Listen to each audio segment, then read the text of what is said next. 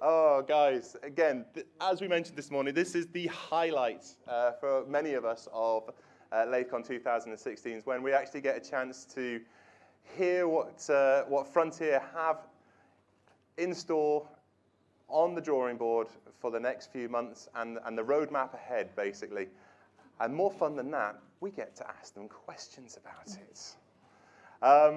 So what we're going to do when we open it up for the Q&A section, if you could form an orderly queue down here on this side, this is where the microphone's going to be.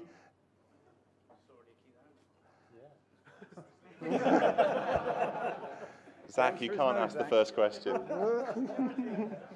So yeah, we're forming an orderly queue down this side. We might have to leak into that room. But yes, without any further ado, I'm going to go and switch the aircon on for the back of the room so you guys don't fall down. I'm all about the people, guys. I'm all about the people. Gum, just give us a wave. The guy in the help, there we go. Yes, you. Wins the award for the hottest person at Lavecon. Apart from maybe the slave girl in the corner, but that's a completely different story entirely. So,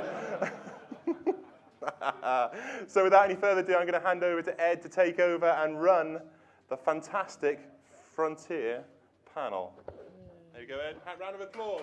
Oh, well, thank you very much. Yeah. Hey, hello! All right, so, a huge round of applause, please, ladies and gentlemen, for Fozza! Yeah, there you go. And, of course, before we do begin, we do need to do a round of applause as well for Karen and Alan as well.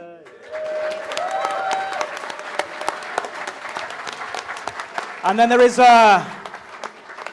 somebody hidden behind the green screen there as well. It's Simon and Grant Woolcott as well, who are making a lot of this technically possible and happen. So round of applause for those guys too.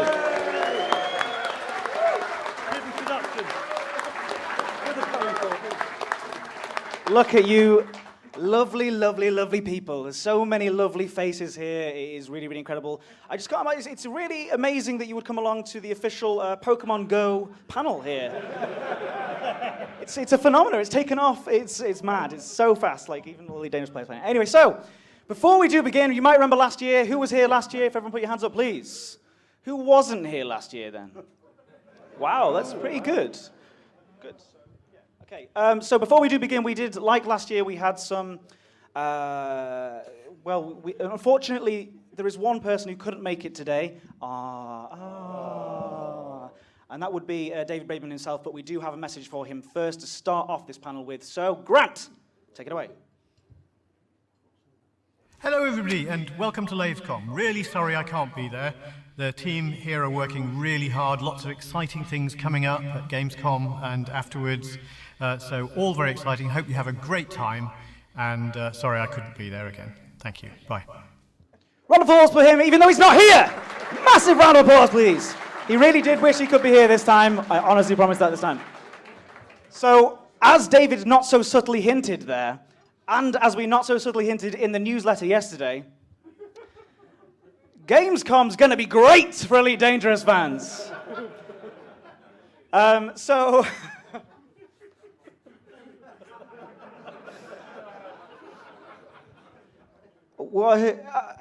for coming to Birmingham as well, all the way to the NEC. All right, so again, before we do introduce this lovely, amazing, wonderful panel here, yes. You may remember last year that we did have some paint jobs as well, some exclusive paint jobs for people who turn up to Lavecon. Yes, now you're getting it. This is what happens. I say a thing, and then you all go, and you react appropriately. So, I didn't even say anything that time, and then.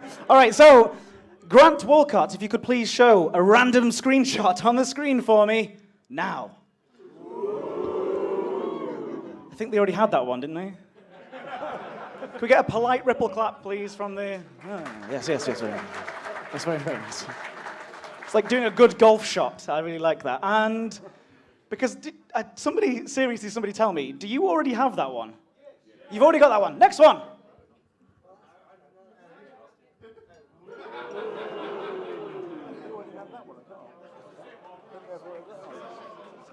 Was that not even the right one? I don't know. Ripple clap, please, for the Cobra. All right, let's hurry this up. Grant, next screen, please. That's not... Oh, there you go. I think you already had that one, too. No, is that a new one? Yes, amazing! Loud cheer! I don't know. Chart Kruger, who is here. Chart, put your hand up in the air, please. There he is over there. Round of applause for Chart, who's designed all of these and implemented the game. He's just so... Right, stop now. That's too much. His ego will just get too high if you keep climbing. He is just so proficient at making these that I don't remember which ones he has done and which ones he hasn't. So I don't know. Next one, please. That's new. Yes, round of applause, please, for the FTL. I know that one.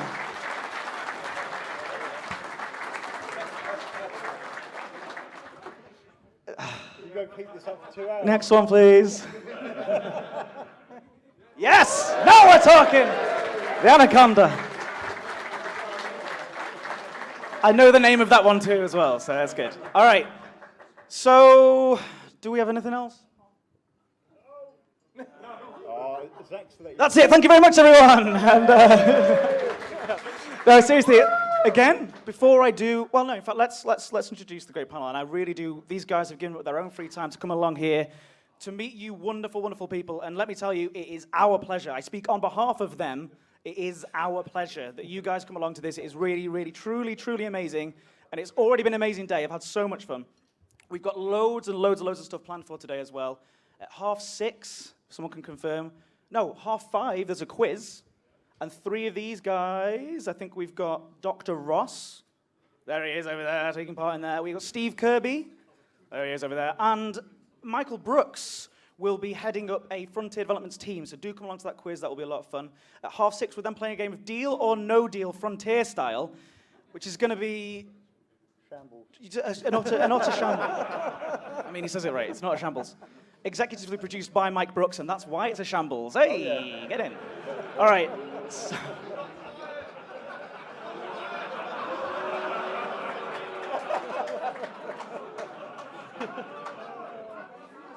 All right, anyway. Wave goodbye to the people on the way out. I'm going to ignore what he's saying. Loads of people can win loads of prizes tonight, and I mean, everybody who is here as part of that panel will have a chance to win some amazing prizes. Right at the top, we've got stuff like name a system, name a starport, and then right at the bottom, you've got stuff like a handshake from me, things like that. So, which should be at the top, am I right? Anyway. And then tomorrow as well, we have Educating Ed, where I'm bringing in a load of people from various community groups, and Hunt Truckers, of course, sitting right there. We've got somebody from the Code. Boo! No, they're pirates, aren't they? They're supposed to boo them. It's okay. It's all in character. All right, let's stop listening to me talking nonsense. And do we have anything else? Grant, did I tell you to do anything else? Yes. But that's spoilers, all right. So... Senior server developer? It'll do. Yeah, that's fine. Close enough. Dav Stott, everyone. Big, huge round of applause, please, for Dav Stott.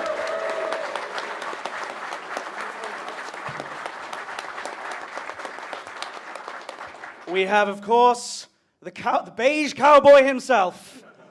With the space loach, it is lead designer Sandro Samarco.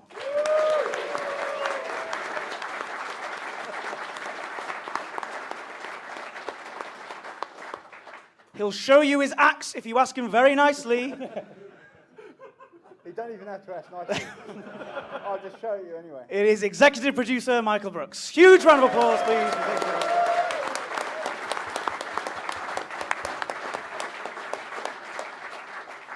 And last but not least, spelt A-L-L-E-N,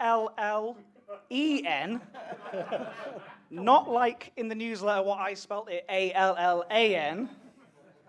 It's Mark Allen. Senior programmer Mark Allen.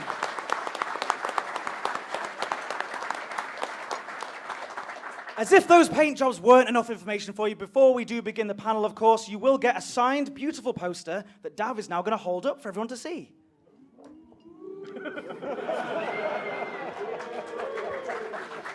So everybody who asks a question will get it signed by the entire panel. It'll start down there, it'll move its way over here, and then it'll be handed to you, so you don't have to do any awkward, weird thing where you walk across the front of this going. But before we do begin, before we begin starting with questions, I'm going to hand it over to Michael Brooks, who has some titillating information. About 2.2. About 2.2. Maybe. So I think we're talking about tourism first, actually, aren't we? Okay, we'll do that first. Yes. That's fine. Anyway, enjoy, and we'll be back with the questions soon. Thank you very much for being awesome. Round of applause for the panel, please.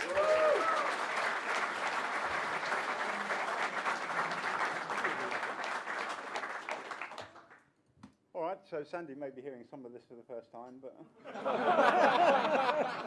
What's new? So those of you on the forum, which I'm sure is all of you, will have known that we added a tourist destination thread where we asked everyone to submit their favourite celestial or geological features or anywhere you think that would be a cool place to visit if you're a tourist in the Elite Dangerous universe. Lean into the mic. Hello. All right, I'll start again. So, on our forums, we posted a thread asking for people to submit their ideas and suggestions for tourist destinations in Elite Dangerous. Now, tourism's only one aspect of passengers, but it's the bit I'll talk a little bit about today. So one of the ideas with it is obviously when you're transporting people around, it's to help guide players into new areas that they wouldn't, normally see in their normal style of play. But what we're adding as well is that each of these locations is a specific location in the game. And there's a thing there that you scan, and that means that the game knows that you've been there. But the idea, as well as people who've suggested, they'll get their names put on the data that you get back to it. So get suggesting with ideas. We're still looking for ideas on it. We'll start putting more of the lore of the game. So there'll be historical locations, so famous battle scenes or big events in the history of the game, all the way back to when humanity first started spreading into space. So as you go around doing these different passenger jobs, you'll actually start picking up more and more of the history of the game from the various parts of the galaxy. So wherever there was something significant, there's something for you to find there, and something for you to learn. So another reason to just cast your way through. And it's not just in the bubble. Obviously a lot of history's attached there. But there are some that are really far out. So 65, 70,000 light years is some of the destinations. So I think there's something for everyone who wants to see something different in space. So yeah, a little bit about tourism. All right, next.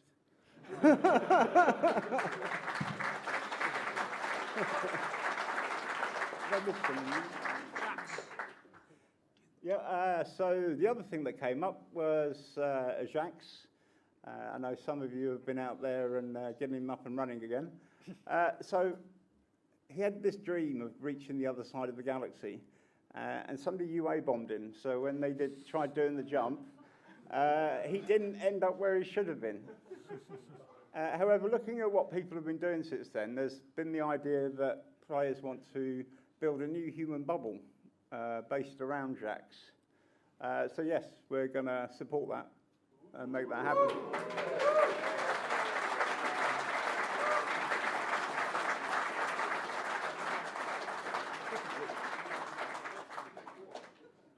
And last but not least, I don't know why I looked at you then, Mark, sorry. Where was I? Oh, yes. Sorry, Gargoyles. There's no such thing. So something else that we're adding with 2.2, and it's probably one for those of you that are looking into the third-party apps, is we're adding a local player journal. So basically, as you add things, do things in the game, it will get written into a local file that people can then access and do what they want with. So we've already spoken to the app community about that. So if any of you wanted to get involved and check in with that, we'll speak to Zach over there. But yeah, so obviously we'll reveal more of that as we go through. But yes, that will be in 2.2. All right.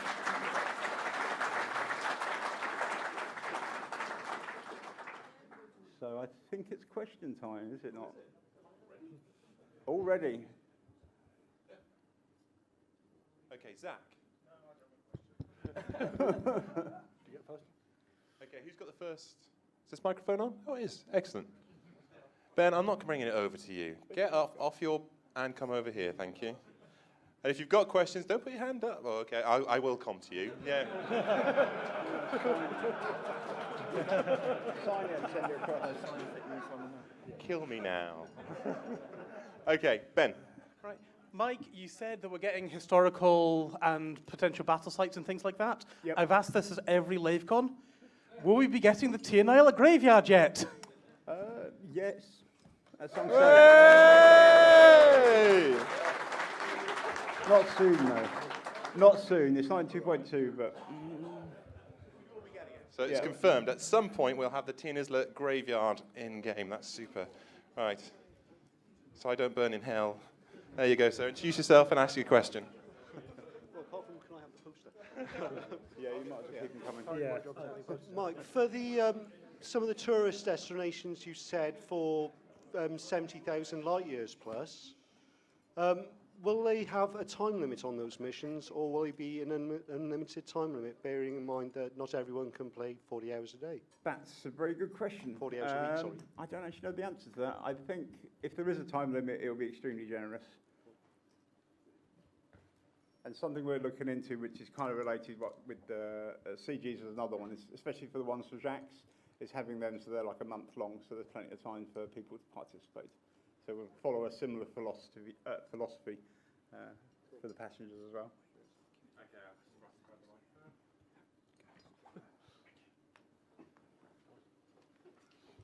Perfect. Oh, and yes, absolutely. Okay. There may be, we have ships like the Orca and the liners, that sort of thing, with tourism being developed. Will those ships have an extra role? Sandy? Yes. The ships that are clearly based around tourism will have, they'll be better at it, basically. Yeah, absolutely. And I think it's worth mentioning, as I did briefly earlier, that passengers is wider than tourism, but tourism is the bit we're talking about at the moment. Okay, so the passenger missions that we've all been doing at Robigo. That's a very special passenger mission. They're special passenger missions. Okay. Here we go. Next question. Hello, Martin, Gimme in Game. Can I ask two? You can if you go back to the end of the Okay. I'll start with one then. Dav, probably.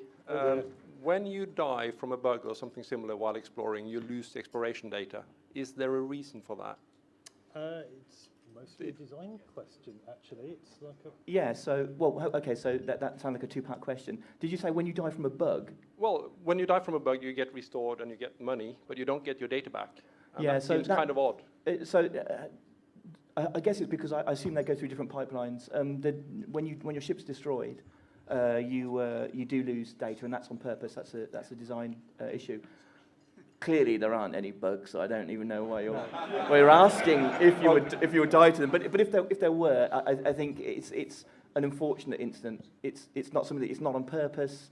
If you died from a bug, then we'd prefer to be able to give you stuff, but give you stuff back. But I guess it's not always possible. Yeah, so when you die in the game, we try our best to keep track of what your state was at the point you die, so that our support team, if the worst should possibly happen, have all the tools at their disposal to try and basically push the rollback button on you. But exploration data is, as we say internally, it's the gift that just keeps on giving. And sometimes we can capture it, sometimes we can't. We try our best, but it is very difficult to do just because there is such a lot of it. So you do try. We do try, but we don't always succeed. It punishes the people who have done more exploration than less, unfortunately. We know about it, we talk about it, but we are already doing what we can. Fair enough. Thank you. Cheers, and don't forget your poster. There you go. Next question, if you can. One in, one out. Hi, Commander Penfold here. Is there any plans to bring in more consequence for criminal actions in the game? Because at the minute you get a bounty on your head, you jump in a sidewinder and let an NPC kill you, and you're back to normal again. So there's only probably so much I can talk about here before someone starts to speak. We've talked in the past, and this is more to do with players attacking and killing other players, because at the end of the day, if you're attacking AI ships, the fact that you get a bounty on you, it's significant enough, I think, that you can have some good gameplay with that. It's not crushing. When players attack other players, we have talked about various karma systems. It's the usual annoying caveat from me. I have to apologise. No ETA, no guarantee, but it's definitely something that we're very aware of, and we would like to improve. It does come up in conversation quite a bit. It does. Next. Thank you. I'll just read it off my phone, sorry. There's been a fair amount of criticism about the engineer's crafting mechanic. What parts of that criticism do you feel are justified and why? Yeah, it's me again. Okay, I'll bite. There's plenty of criticism. For a start, all the criticism that's constructive and that's delivered, politely, we take on board. If people are rude, then I'm not really going to take anything they say. I'm going to ignore them. But if they're as long as they're polite in the forums, constructive criticism is exactly what we want.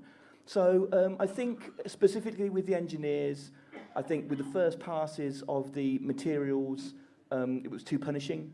So you needed too many. They were too widespread. So we've already changed. I don't know if there's So we are working on an update at the moment which rebalances a lot of the material and recipe requirements. Exactly, and it's a significant one because a lot of the comments in the forums, they're points well made. So that's going to change. People saying you're not getting enough of them. So that when I collect some materials, I'm getting one at a time, and that was a technical limitation which amazingly awesome coders have overcome. So we're also going to change that so that you get more when you collect them. So what we understand is that the gameplay loop, because Elite is a game based on geography and distance, and you travel a long way. The fundamental gameplay loop for crafting a module is longer than a lot of other games, and I think that we made a mistake with our first balance pass on that, and we made it too harsh. So we're going to make amends, and we're going to hopefully improve it quite a lot. So.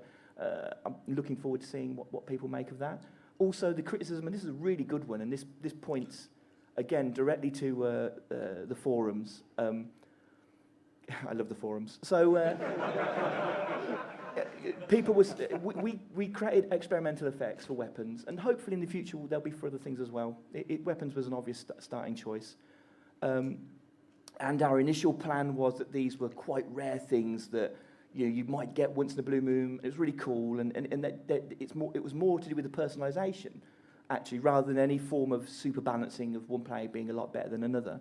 But as was quite rightly pointed out in force on the forums, and I totally take it on board, what we really did was create proto roles. We created the ability for players to say, well, I've got this healing matrix laser now. I'm going to be a healer, and I'm going to be a damage dealer. I'm going to be a tank, and things like that. And I personally, wasn't fully expecting that. I mean, sometimes I think when you're very close to the project, you can miss the wood for the trees. So again, the change that we've made that allows people to specifically, through a payment method with the engineers, but specifically choose which experimental effects they want on their weapons, that went in as a direct response to the criticism that we, I think, rightly took in hindsight. So I hold up my hand. I think hopefully it's better now. And I'm really happy and really pleased with the fact that my bosses allow us to do this kind of thing. That when we do something that's maybe not as good as it could be, we often get a second bite of the apple, and that's pretty rare in this industry. So, basically keep the criticism coming. If it's polite, we'll listen. We don't pretend to know everything. I'm really proud of what we've done. I think it's a really, really good game. I'm happy to stand there and fight that. I also think the engineers update is really good, but it was such a big update and so many things went in. Invariably there were some things that, in hindsight, could have been better. So that's why we're applying those fixes. Okay. I've got a cheeky second part, which I sort of doing that on the side. Cheeky. Oh, The question, the question I have is, what do you think can be done to make it feel a more involving, non-linear and player skill-based process? Well, that's a nice, simple, quick question to finish on it, isn't it? Well, we will always be looking at ways to improve all aspects of the game. I don't know if I assume some of you have played the game a fair bit. The crime system, we iterated over a long period of time for it, and I think it's in a much better place now, and it's still not even finished. But there are still, I think, improvements that we can make. So the same thing will go for engineers. I think it's worth remembering that. Now the game's live, and it's been live for a while, and it's a big, complicated game.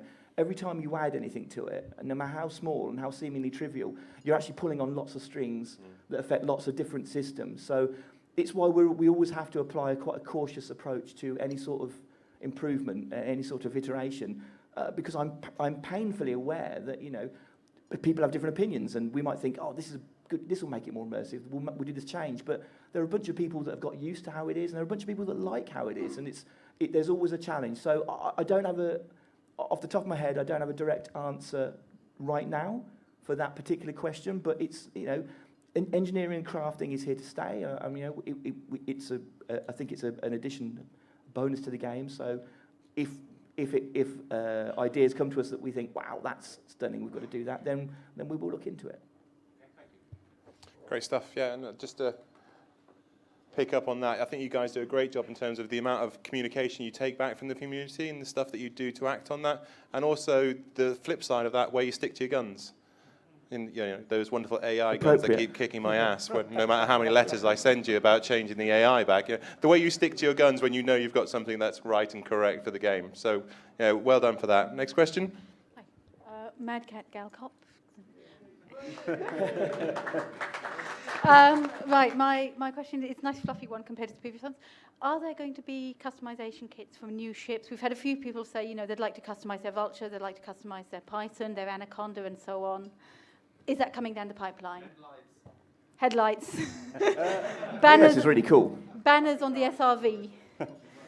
So we're always looking at ways of how we can, the ship kits are a recent example, so they'll get rolled out to more ships.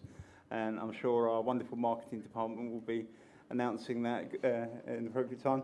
But yes, what we can do with other parts of it, accessories in the cockpit or whatever, they're always on the table. It's always things we're looking at. Hello, I'm very time poor when I'm playing the game. I don't have much time to play, and when I do play, the people I play with or would like to play with aren't on because of what I do for work. So my specific question is when multi-crewing comes in, having my friends with me in my ship doesn't really apply to me because I don't think I'm ever going to be able to do that. Is there any way that I'll be able to hire AI crew, or as a single player, will the multi-crewing thing affect me in any way? We're not really talking about 2.3 at the moment. But multi-crew specifically is for multiplayer at this stage. How that will evolve beyond then is certainly up for grabs. Great. Fantastic non-answer there. Okay, so here we have Commander Aidan Abacus with a nice Ambassador Aidan Abacus with a nice, easy question. If he wants to retain his ambassadorship.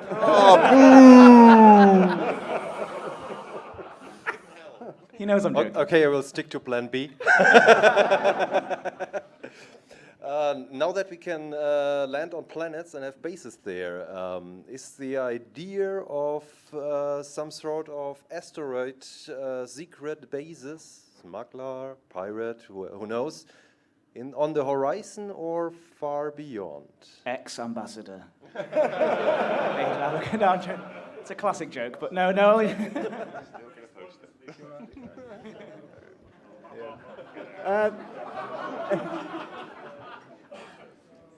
So it's definitely on our wish list. That's why we concepted the idea in the first place.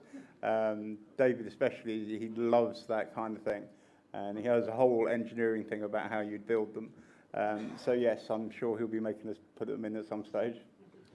How challenging do you find that? Because obviously David Braben announced that particular feature about 2 years ago, about melting asteroids and building bases on there at the London Games Expo. How much do you have to try and keep him in check? Be very careful. We're transmitting this live, aren't we? Not now. Yes. He's a joy.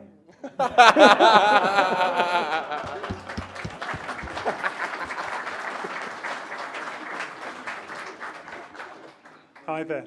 With all the new friends that we're making, the size of our friends lists and our group lists are getting longer and longer. Are we going to get some tools to manage the group lists? I know that there may be some server-side problems with that, but There are a couple of technical limitations that a small number of people have run into, mostly to do with the length of how many people are in a private group, but rather than the people in the friends list. But it is something we're aware of. It does come up in conversation. There's definitely nothing to announce right now, but it is something that we're aware of that is changing over time rather than being like an acute problem. It's only getting worse as people meet people and set up friends relationships. So, yeah, sorry, another non-answer there. No. Okay, move on. Hi. Much as I really love all the new features we get, what I'd like to see is some love and attention given to some of the base game in enrichment, for example, in Coriolis stations. How come every single one that isn't a rich station looks exactly the same? I want the franchise for those little yellow trucks because they're everywhere. And how come the business is so big that you have the same advertisers in Empire Space and everywhere else? Gamescom.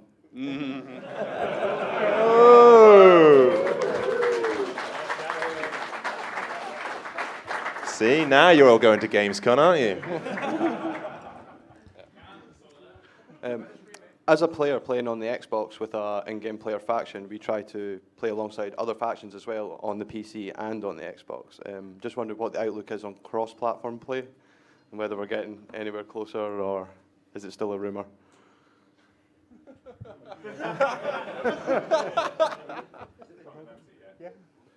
So there's definitely some limitations. It's gotten more possible with recent news, but I don't think there's anything we can say at the moment.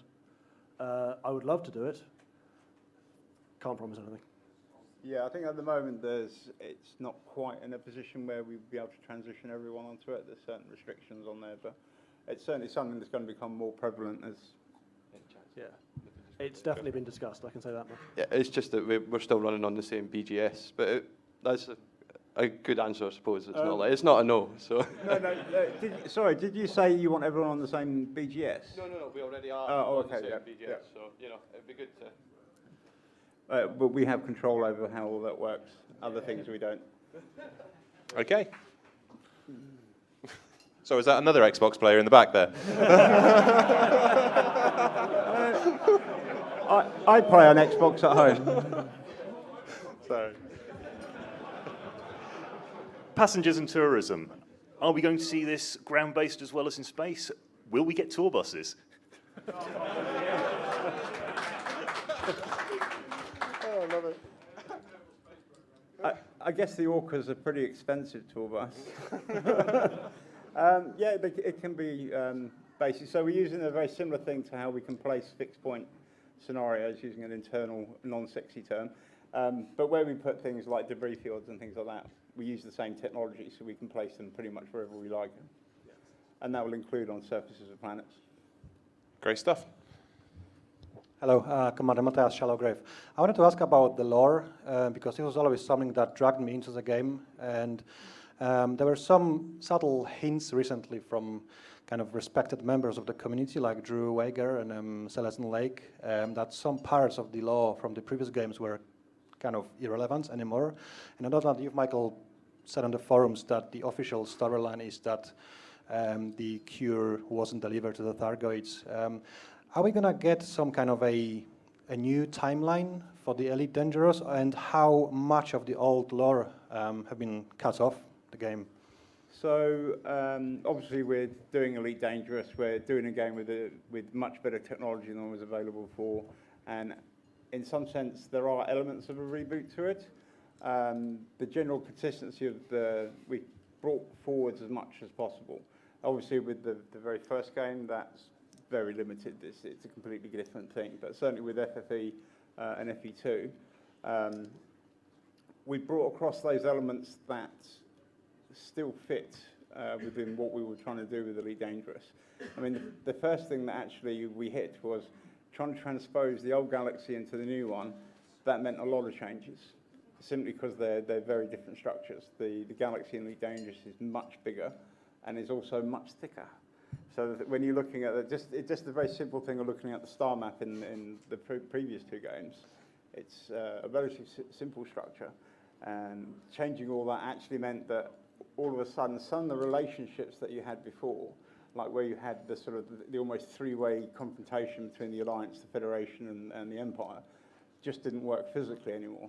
You had to do some pretty convoluted sort of, okay, we'll put some systems here just to try and make that work.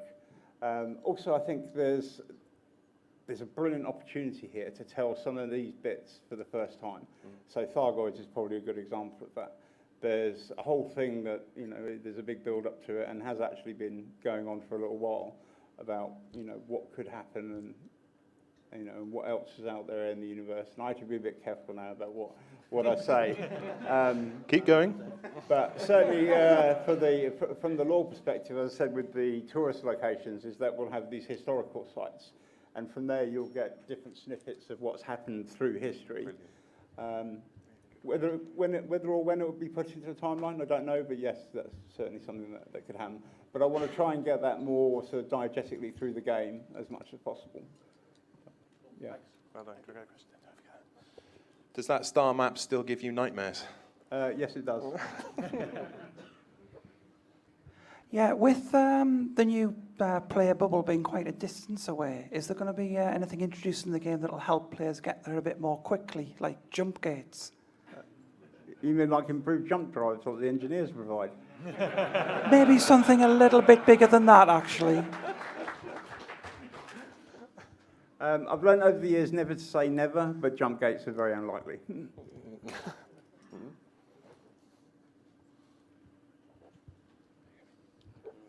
Good afternoon, gentlemen. I am Commander Squibb of the Hutton Orbital Truckers.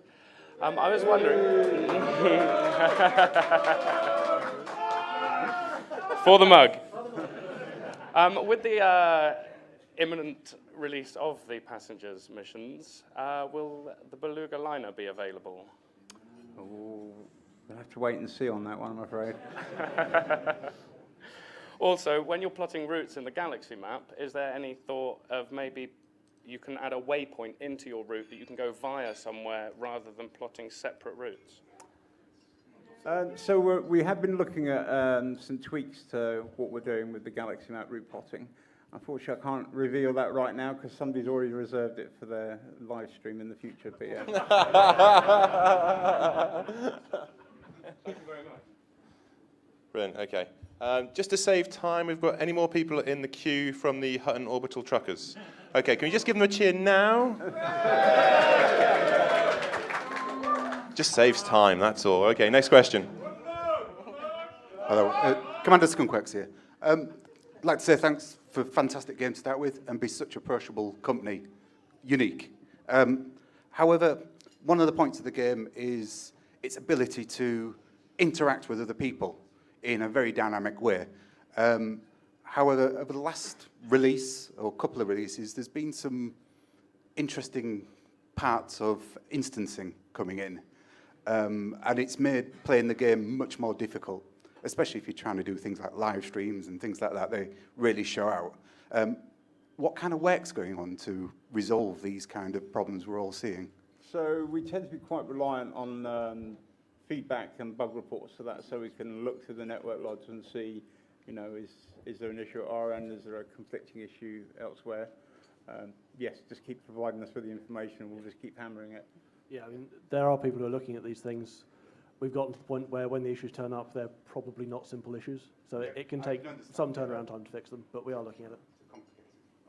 As somebody who often gets those network logs, could I please put out a plea for if you're suffering from not being able to get into an instance with somebody else that you know, having a network log from both ends helps immensely. Yeah. I mean, I was involved in I mean, I was involved in a live stream with Ed just a couple of days ago, and we had a particular instance where I could see the other two players, but they couldn't see each other, you know, and from that point of view, it seems very odd, you know.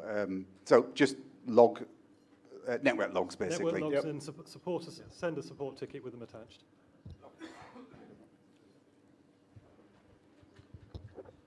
My name's Chris Hankey. I do a lot of exploration for the truckers. Yeah. Involves a lot of waypoint scoops as well. Sorry, Grant.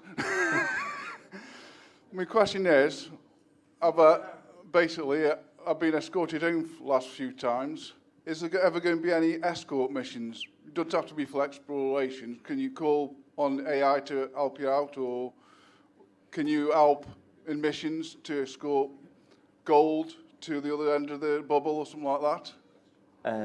I've got to be careful again. It's definitely, I think it's fair to say that's a very desirable thing. No ETAs are guaranteed, but it is. You know, we've got multi-crew coming. We've got the ship launch fighters. A lot of these things kind of do blend and lead towards the potential for what you're talking about. We just don't have anything more to say at the moment. I don't think that's all, unfortunately.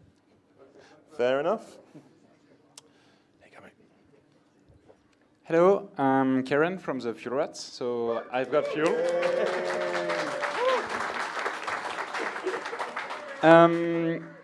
I'll leave you a choice, easy or hard question. The easy one, you answer yes, everyone cheers. We're done. I suspect a trap. I'll go for hard. What about ship naming? So, yes, that's a very desirable feature.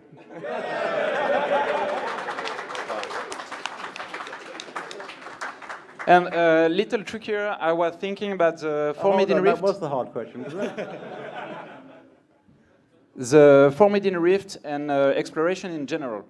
Are there plans to expand on it? Yes, so we've got a very large galaxy out there, and we definitely want to fill it with some interesting things.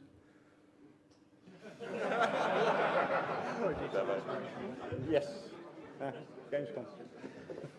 I hear recently there's been some new roles opening up in politics, so if you guys want to change career. I hear Labour Party are looking for a new leader. Thank you, Foz. It's the annual question. I understand there are things afoot fiction-wise with Drew, for example. Is there anything else you'd like to tell us? About Drew?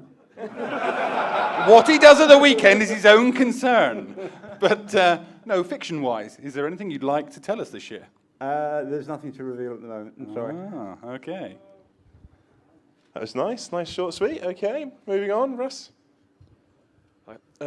HTC Vive support was announced last year, and when the devices came out, they don't render beautifully with Elite, but they look great with everything else. A bug has been acknowledged on that. Is there any update on when we might see an improved experience in the Vive? Yeah. Okay, so I'm not totally knowledgeable on this one. I understand that there are some technical differences between how it's been rendered and how it's been displayed. But what that means as far as our engine, I don't know, I'm afraid. So I've not been directly involved in VR-related things, but from the sort of discussions I've been tangential to, we had a reasonably easy fix that made it better that I believe has already gone out. We know kind of what needs to be done for the complete fix, but it requires re-engineering some stuff further down. I don't currently know who's working on it. So there's no timescales yet for the full fix? No, it's definitely on the list. The usual, I'm going to borrow Sandy's caveat. We have very long lists. Great, thank you. Hi there. Hi, Commander Wishburn, FGE. I do a lot of exploring as to my community, and a lot of it with Horizons is landing on a planet, sometimes in the dark, especially when you've been out to Beagle Point. So my question is to do with landing lights. When you turn the lights on the ship, the lights are shooting out the front of the ship. Why can't you have landing lights on the landing gear pointing at the ground. So when you're landing in the dark, you can actually see where you're landing. Good idea? Yeah.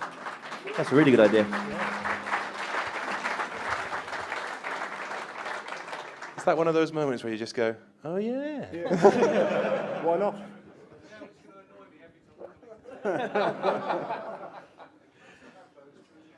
Hi, Commander De Monte from Cannon Group.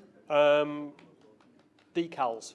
I've been told to streak if I don't get an answer on this one for faction decals. You don't want to see it, honestly. You need to speak to Zach. Need to speak to Zach. Okay, I'll harass Zach.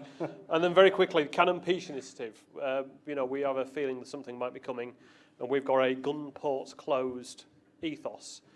Will that have any effect on the storyline if we carry on doing things like that? It depends on how much weight you can pull in the region. Can you outpower a superpower? So I have actually a really quick answer to your first one as well. We just did obviously the Dangerous Games, and then those who took part in those, the factions took part, the main 10 I think it was, well, they've got decals based around that. And of course I think that is something that we do want to investigate more in future. So again, to borrow Mr. Brooks and Sandro's explanation, sort of, soon sort of thing. On the list. Yeah, on the list, that's it, yeah. It's a very big list. Soon TM. Ian. Hi there, Goose Ford Taiwan.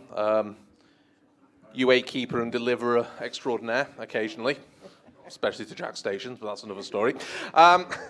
Just genuinely, this is a curious question. This is not a loaded question in any shape or form, not trying to steer you down a certain way, etc. I'm just genuinely curious about this.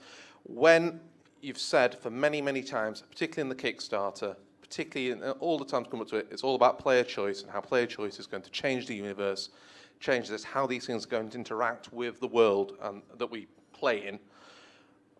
Why sometimes is there a need to shift the goalposts, I would best describe it as? So I think there was an example earlier in the week, certainly over the weekend, with one of the CGs where the system went into lockdown and it shut down the station.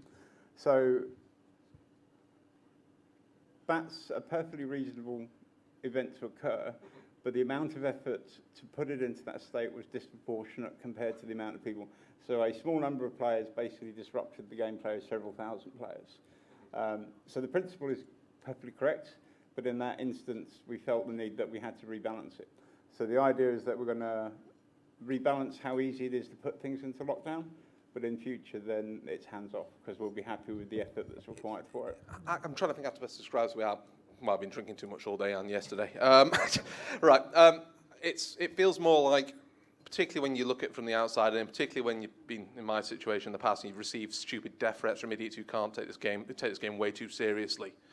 It feels like people who take action in-game are ignored in favour of the forum warriors. It seems to be more QQ than pew-pew would be the best way to describe it. So because I genuinely get what you're saying, I really do. But when people go, right, I'm going to do this in a game, and someone says, as Zach did, totally fine, it's a legitimate use of mechanics. Once you've said it's a legitimate use of mechanics, in a lot of people's mind, that's it. That should be it. Cards are off the table. Again, particularly when they did it again with the UA bombing and lots of people again, because what happens is it sets precedent, and it sets precedent that then gets worse and worse over time. The more you cave into people whining on a forum, So the UA bombing occurred. There was no change from our part on it. No, but what I'm saying is... So that was the player action. They UA bombed it and shut the station down. It didn't fit that commodity market, but it happened again with the Founders World just recently again. What I'm trying to say is, it should be about what you do in the game, not what you do out of the game, or not how you petition or how you do things in a forum. It should be about what you do in the game. That's what makes a good gaming community. That's what makes it good. It's a nice level playing field. And I'm going off on a tangent, so I'm just going to shut up. I was going to say, this sounds like a bar conversation to me. What I'm trying to say is... So hold on, so just basically... So the Founders World went into lockdown through the background SIM, through player action, and we made no change on that whatsoever. So I'm a little... Maybe I've missed your point. What I'm saying is that people at that point take the precedent of you stepping in once on certain things, and then they run with it. For example, coming with the founders one, for example, I was being in that thread, and I was saying, look, if you don't like it, get out there, get some bounty hunting crits in, push out our lockdown. If I wasn't down here this weekend, that's what I'd be doing. And people are like, no, no, no, Frontier need to fix this. Frontier need to do this. Frontier. No, it's... But we didn't. We stuck to the guns because that's how it should be. Yeah, okay.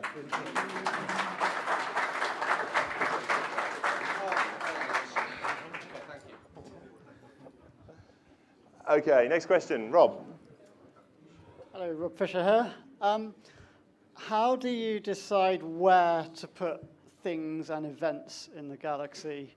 And how much attention do you pay to sort of giving different areas a different sense of place? Does that make sense? Do you want to take this or shall I?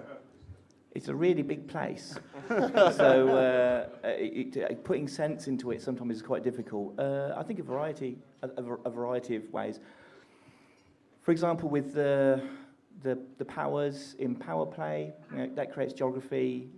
We looked at the human bubble for inexplicable things that might be being discovered. There's an amount of science that comes from cleverer people than me that are suggested. So there's no kind of general way that we do it, but we very rarely put things in without any thought. Whether we get it right all the time is a different matter, but there's always thought behind it. So on the other side, from the more narrative side of things, we have various story arcs that tend to be grouped or arranged in certain locations. The idea being that there's usually a range of places to go and visit and do different things. And obviously the players contribute to that quite a bit as well. We keep an eye on what player groups are doing, and is there any, something interesting going on. So Mighty Shacks is a good example of that. And with CGs as well, some of those come from player groups. So I think, yeah, there's a range of sources that we use. Okay, and so can you confirm or deny the existence of the Community Gold Galaxy dartboard at Frontier? If you speak to Steve nicely, it might happen. A single dart probably hits about 1,000 systems there. Brilliant, thanks, Rob. Cheers, mate. Just came up for the poster. Fair enough. Hot banana. And I'm a trucker. Thank you. First of all, what I would like to say is, contrary to some things, I think you created an awesome game. I think the way you handle it is great. The fact that I can go away and do what I wanted to do, and the fact that you've really honoured the original Elite, which is where I started, is fantastic. And that you're going to put the graveyard back at Tir Nila. Is it Tir Nila? Is that my question? Damn. At the moment, I've done all sorts of things, and at the moment, I'm right in the middle of what Eramus calls the Formadeem Rift, along the RR line, which is, I was going to bring my tinfoil hat, I'm sorry. It's going to be a bit cheeky. Where I'm looking for, can I find it in my Anaconda with my 45-year jump range, following that line? Is it in front of it, is it the back of it, or is it in the middle? I can't help you there, I'm afraid. But can it be found without all the clues? You might want to talk to Drew about that one. He's not here, is he? Yeah. All right. Anyway, I got my poster, so thanks. Cheers. Deja vu here. Yes, deja vu. This is a highly controversial topic on the forums. There's no way to really flag yourself in-game as belonging to a player group or something. I know it's highly controversial on the forums. Some people think it shouldn't exist at all and so on. But it's basically most organised groups now, they have some form of out-of-game identification system. Is there any plans to bring that in-game and so on, or? Yes, I think there's a range of things that we need to be looking at from the more social aspect of it, and I think that's probably one of the things. And if it's a voluntary thing, then yeah, it's a matter of choice. But yes, that's one of the range of things that. When you say voluntary, obviously we wouldn't want somebody to flag, you know, your group A, you don't want somebody from group B to be able to flag themselves as group A and go on a shooting spree. I take it you mean voluntary as in, you know, basically guild tags. Yeah. You know, you don't want somebody to be able to sign themselves up to your guild without your permission. That's a bit concerned about the voluntary thing. Yes, as I say, it's something that, because I mean, for me, the factions in game are probably the vehicle that we'd want to use for that sort of mechanism. So having some way of signing up to that is something that I would love to see in the future. There's sort of that almost works in. There's two halves to that. One of that is identifying yourself as part of a group, but there's another very closely related thing, which is discovering groups and people to play with. Yeah. And those two things kind of go hand in hand in a lot of ways. I think a lot of people would. Sorry, a lot of people would like to be able to flag themselves up as belonging to their minor faction. That's, you know. I knew that would happen. I just want to say from design, I think it's a really desirable thing. It's one, haven't you? It's just more. It's more of a case of the hurdles to overcome to actually achieve it, because it's also not a straightforward thing to do. But as a goal, being able to declare yourself as part of a group in a legitimate fashion, I think is completely desirable. Yeah. Great stuff. That was your second question. Is that also your second poster? And if that is your second poster, can I just say at this point, these can't be eBayed. These are priceless. Oh, Galcop. Oh, okay. Moving on. No, Commander Manudra of VDC. It's a background sim question. Oh, dear. We've come across a unique situation next door to us. We're out on the edge of the bubble, where the area was unpopulated. It suddenly got bases with horizons, and our groups all got moved in except for us, our player group. We've moved in there now, and we're actually starting to kick everybody out. Can we actually get 100% and kick everybody out of it? Ooh, that's a loaded question. So, the way the game currently stands at the moment, yes, but I have nothing to announce right now about any changes that may or may not be coming up to address that specific problem. But if we kick them all out, one of the stations is in ours at the moment. It's a non-landable one. Will that just become nothing, or does that automatically revert to us? So the way that faction retreat works today is that once a faction leaves a system involuntarily, and if they owned something, then the ownership of that will change when they leave. Okay, and a follow-up to that. So if you were a faction that aren't doing particularly well, like the Lave Radio Network, for example, what happens if you do so poorly that you drop off the map completely? Where do we go after that? No faction can ever be kicked out of their home system. Excellent. That's fine. That's smashing. Great. Moving on. Hi there, Commander Stillet Bang. I've got a question regarding combat ranks. I fly a Viper, and I've got a harmless rank. And I only kill commanders, but my rank never increases. I was wondering, will that be an option in game where you can actually get your rank increasing by killing commanders? You'll have to forgive me for getting this wrong from memory, because I clearly haven't got the code in front of me, but I kind of thought it's supposed to do that. Yeah, that does sound like a bug, actually. Yeah, I've killed one or two commanders, and I'm still harmless.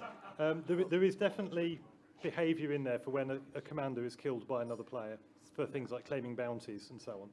And if combat rank isn't being applied, then that feels like a bug report that needs to be filed. Yeah, file that one away. Woohoo! Yeah. Stick it on the list. Yeah. Mostly harmless. Good afternoon, Ambassador Max Ursa. How are you doing? Thank you. Michael, you've mentioned on some live streams before something about worlds being out in the galaxy with life, with intelligent life, possibly pre-space. Could you possibly elaborate on that? Was that just an offhand ramble, or was that actually things out there to be found like that at the moment? I think most of what I say is an offhand ramble.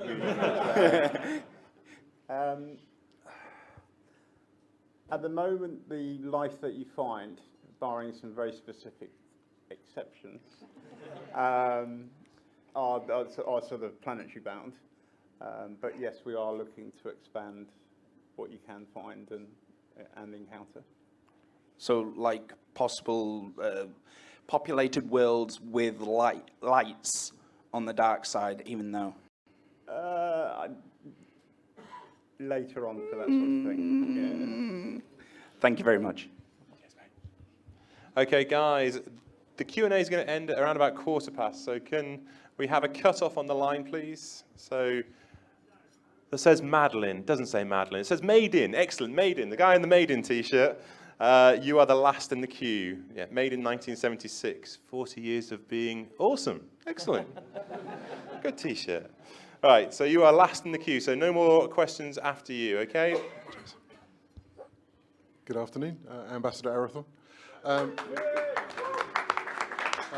I had a list of questions, some of which were given to me by people on the forums, and you've answered most of them, I have to say, which is pretty good. So I've got all the answers written down. But the one question that did come up in the forums in the last week was about the concept art book from the Kickstarter. There's been no sort of further word on that, and they're asking if there's an ETA on it, if it's finished yet. The last mention by customer support, I am told, was that it will be after 1.1 when the ships have been added. And we've had no further update. So could we have something I can tell these people? Hi.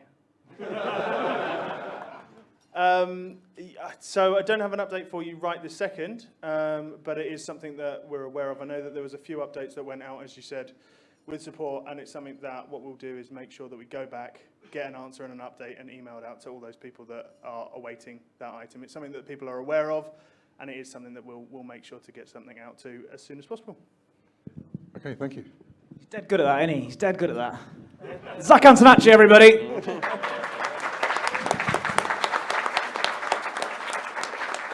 So hold on, you said you had a whole host of questions from the forums, but you only asked one. Have these guys really answered the rest of the questions? Wow, first time ever.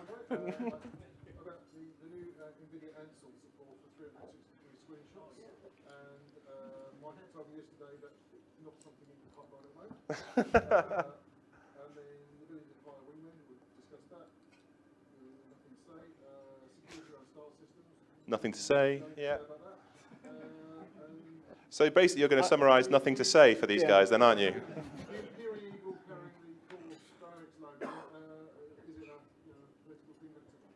Okay, fine, excellent. So otherwise we've done really well. So well done to the panel so far. Hi, I'm Ruth, otherwise known as Ranko. I had a couple of questions, one of which was, where are all the people? I know in recent times we've got the new face of the market and the missions, which is good, but they're just pictures, and I would really like to see people wandering around out there. There aren't any. So that's very much something for the future. Okay, yeah. Is that maybe next year or the year after or the year after that sort of an answer? I'm not announcing any time frame on that, I'm afraid. Fair enough. And I did have one other question. I went to one of the Federation home systems a little while back, it must be said, and I was really disappointed that it looked absolutely no different whatsoever from any other system I'd visited. And I was really disappointed about that. I'd expected it to be in some sense jazzed up, at the very least more busy, and there was, there were pirates there, there were people who were actively anti-Federation there, and I would have thought in your home system the one thing you want to do is to ensure security. So that's very much a function of the background sim, so it's perfectly possible for players to support other factions within there and actually cause trouble for the local factions related to the superpower. Those effects have been exaggerated more with the release of 2.1, so it becomes a little bit more obvious as to what is happening if there's a change of state in the system or whatever. But the superpowers will intervene when they see fit. I think what's happening down near Merope at the moment is showing that the Federation certainly is willing to throw its weight around. Great stuff. Okay, if I could just ask that, that's yours, by the way. Thanks, Ruth. One question only. You'll make me very cross if you come with a second question now. Good afternoon. I just wondered if there's any updates on VR support in the Galaxy map. At the moment, it's very, very hard to navigate around when you're using VR.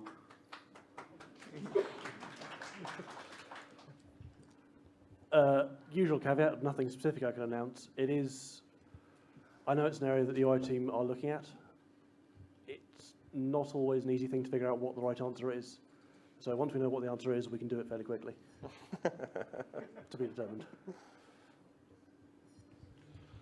Right, Commander Simon Winnard here. As a lot of people will know, my moral compass is quite low. And so what I would like to know is about the slaves. Originally, the slaves you said were going to be split into 3 tiers, which were going to be worker tiers, like pleasure slaves, and then like service slaves. And one of the things that was mentioned was your slaves would go off if you didn't have the correct life support, and you would be able to sell these slaves as maybe meat, fertilizer, etc. Now, I'm quite willing to let my slaves go off and sell them as sausages, as many people would quite rightly say.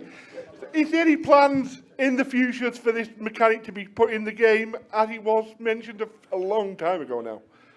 Probably not. Oh, come on!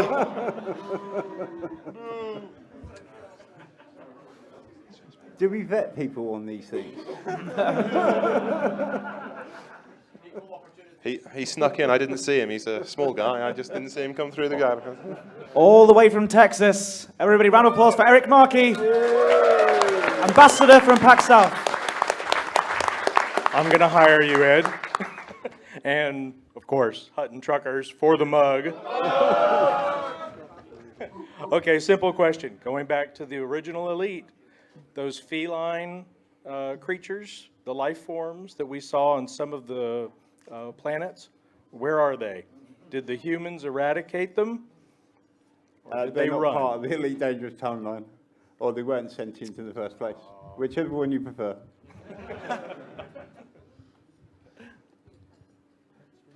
Great stuff. Yeah. I'm loving this. Hello. I'm Galactic Midden. That's a fine beard. Thank you. I'm inspired. I genuinely didn't recognize you there. I genuinely didn't recognize you. I just was curious. I was picking up on something that you were saying. You were asked about upcoming events, and it was to do with going up against the superpower, whether or not you could prevent it. And I just wondered, are we about to see the rise of the Alliance? Oh, it'd be interesting to see what they get involved in. I think they're a bit shady, the Alliance, personally. Almost non-existent, I would say. Yes, maybe. Maybe soon? Soonish. Hello, Commander Titus Balls. Before my question, quickly, I've stopped receiving the newsletter. Has anyone else in the room stopped receiving the newsletter? It's not bloody customer support. Anyway. Anyway, I hate to use the word, but grind. So for people who don't have a huge amount of time, is there any potential life-saving changes in terms of passive stuff that you might be looking at? For example, being able to drop something on a planet that will collect materials for you, and you have to go back and get it. But you could leave it there for like a week, and it will collect some stuff. Because really, the game is a very active game. You have to spend a lot of time on it. Yeah, it is. This has come up in conversation actually a couple of times, specifically with mining, actually. There are no concrete plans at the moment, but I suspect it's doable. You know?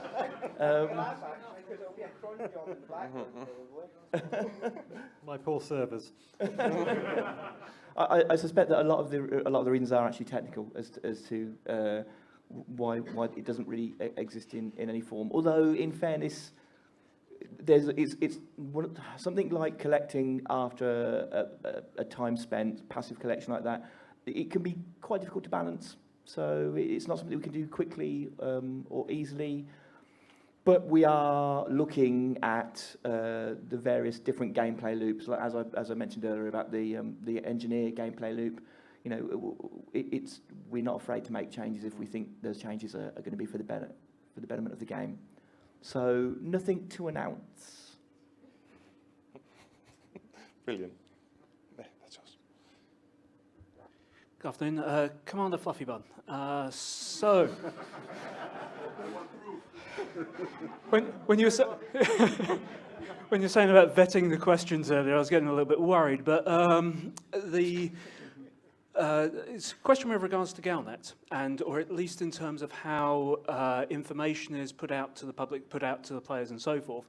I know with the new, I mean, from my perspective, I'm somewhat of an occasional gamer, and so having the newsletter come through and having a large monolith of text to try and follow things through, personally, I find it can be quite difficult to sort of follow what's going on.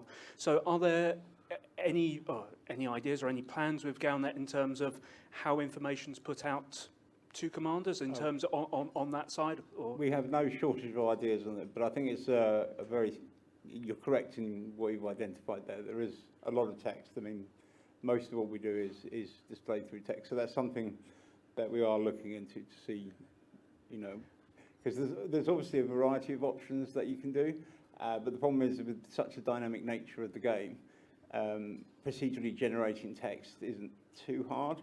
Procedurally generating other media is a bit more difficult. Obviously, there's ways around that, but yeah, we're investigating. Thank you.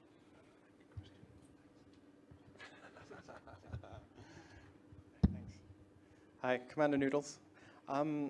I was wondering if it would be possible in the near future to perhaps obtain an Antonacially station that sells Ed confectionaries. Yeah. Maybe. Cheers, mate. Great question. What was the answer? Maybe. Oh. Well, anything within reason. Hi, I'm Commander Alex Brendel from the Fuel Rats.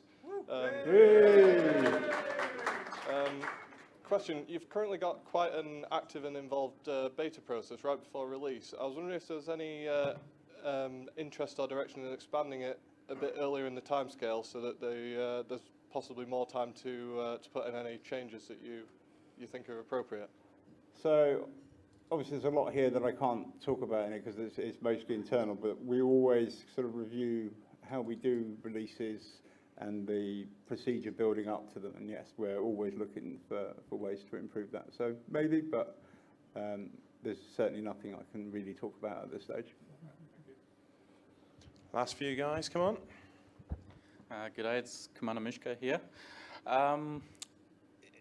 Occasionally on the forums and other media, there's talk about a lack of content in the game, and especially a lack of variety of ships or mission types and stuff like that. For example, the crate is constantly requested and still outstanding. Are you David B in disguise? Sorry?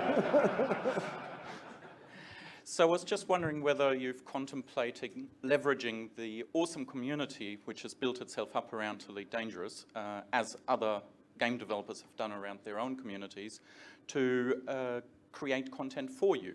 Obviously, it'd need to be vetted by you guys, otherwise you'd have an eagle with the firepower of an anaconda, but you know, would you consider making a ship builder or a mission builder to expand on the content in the game? So there's obviously sort of two parts to this. One is having the infrastructure in place to support that, and that's never an amount of work that should be underestimated. It's not something we've really done before, so we'd need to sort of approach it in care. And I also think there's probably a number of technical challenges that we'd... I mean, if your example of a new ship, if you see how much time goes in from art, audio, design, bug fixing, physics, it's a huge amount of work, and the bugs that you can cause from it are extremely difficult to spot until you, unless you know the process, it's difficult to spot the bugs until it's too late to go back and fix them easily, sort of. Player-created content would be awesome. The number of hurdles, frankly, terrifies me. I think it's a case of, I mean, again, never say never, but it's not something that's likely to happen anytime soon. However, player input on future content is something that we look into. So I think there is obviously a difference between that, but yes, we are looking into ways that people can influence what content we do. Great stuff. If you have a follow-up, the bar is the place to buy these guys a drink. Wizard Zombie from the EIC. Just a quick question in regards to passengers. I'm wondering if there's any plan to allow large ships to dock with outposts and possibility of huge ships which can't fit through the mail slot. Ooh. Go on then, Sandy. Okay, so I was talking about this a bit earlier. So mechanically, given resources, we could allow large ships to have. We could allow large docking bays at outposts. It would make the outposts a lot bigger because the large docking bays themselves are enormous. The scale of the ships is huge. At the moment, we don't do it mainly for gameplay reasons. It's the kind of thing where if something comes up and we feel that we need to have large ships docking at outposts, then we can do it. And it's also the kind of thing where possibly it will occur based on narrative. It's within our power to do, I think. I'm not speaking out of turn here. I'm probably getting mugged when I get back now, but I think it can be done. It's just that at the moment it's actually on purpose.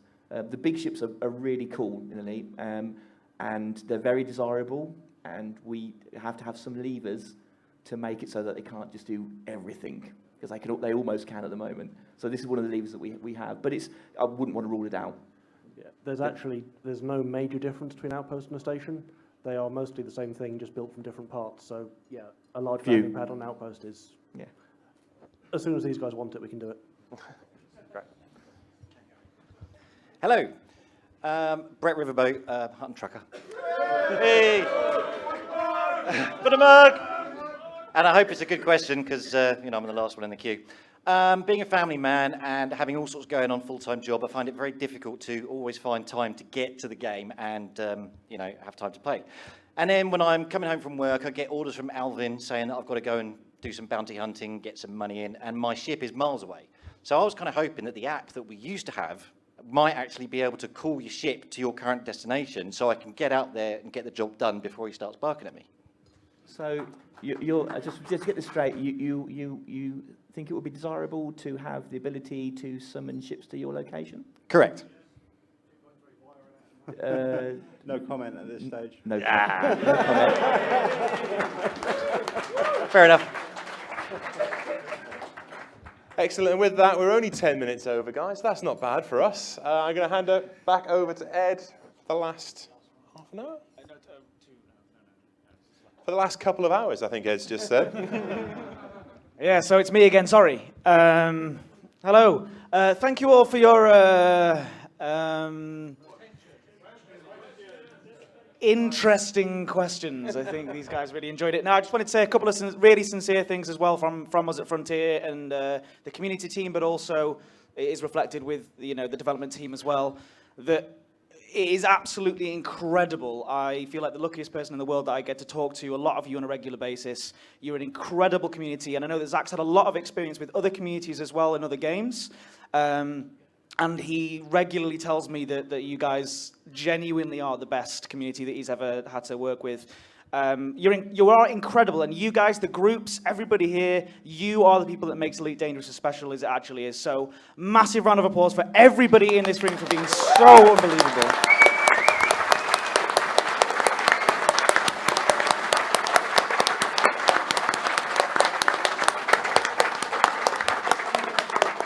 And I know that we sort of made jokes as well about Gamescom, said the word Gamescom a lot and things like that, and you asked a lot of questions about things that we would love to be able to give you exact dates on and exact times on and exact answers to. Well, let me tell you as well that a lot of that, do tune into Gamescom streams because we are streaming. Unfortunately, you'll have to put up with my face for quite a lot of that time, but I know, right? Look, every day I look in the mirror and I have to see this. You guys are lucky. Well, that's true. Well, thanks. Okay, good idea. Yeah. All right. Any other suggestions for how I should avoid my own face? Anyone? Wasn't a real question. So, yeah, so I want to say, do tune into the Gamescom streams that we've got going out. We will have a full schedule of what we're going to be doing very, very soon, but honestly, I promise you will not be disappointed by the content that we're going to be putting out at Gamescom. It's going to be a good time to be an Elite Dangerous fan, Elite Dangerous player. It's going to be great. Before I do go, a few more things. It's in Birmingham. I don't know, I can't remember. Anyone know when it is? Yeah. 15th? It's like 4 weeks away, it's not even that. August the 18th. Yes. I don't know what I just answered there, but okay, cool. Right, so before I go as well, I've got a couple of names as well. That it isn't just the lovely people on the panel here, and it isn't just Zach who is here as well. We've got other people milling around. I've got the list here this time, because last year I forgot Mark Thompson's name, and he got really upset about it. There he is, Mark Thompson, everybody. He's here. Ask him lots of questions from Frontier Developments. Dominic Corner. Dominic Corner in the back over there. Give it, yeah.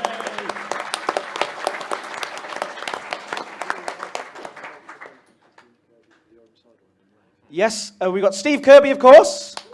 Definitely go and talk to Steve Kirby. Design. Yes, and he did actually. He made it possible that the orange sidewinder was put into the game as well. It's really cool. Chart Kruger, who I mentioned before. Chart Kruger. And aside to that, I don't think I made it exactly clear earlier. The paint jobs that I showed up on screen, I wasn't just randomly showing you any paint jobs. You guys are going to get those paint jobs for being here today, so they'll be added to your accounts. So you'll get those paint jobs, which is pretty cool. That does include the Xbox commanders as well. So those 2 Xbox commanders at the back, they... It's too easy. I'm sorry, it's too easy. Sarah Avery.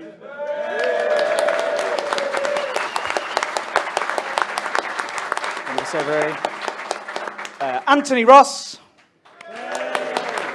He's amazing. He's amazing. Go and bug these people all day, please, because, yeah. And, of course, the wonderful panel that we have here. If I've missed anyone, I'm so sorry. I've got a list. Oh, that guy. Adam. Nah. It goes without saying.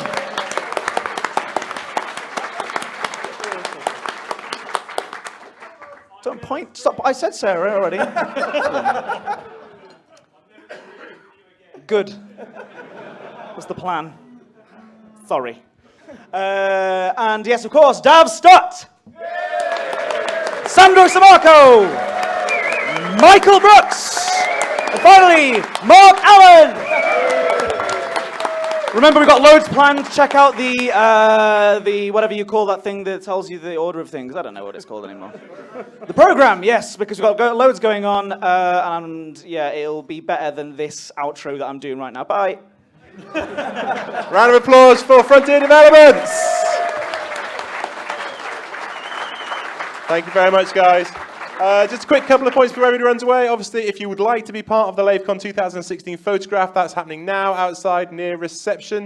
And I think the next time you guys are going to be up on stage, it's when the Frontier team take on the Lave Radio team and the Hutton Truckers in the TV theme quiz at 6 o'clock. So if you want to come and show your support for that, that's back here at 6 o'clock. Cheers, folks. Thanks very much. Round of applause for everybody.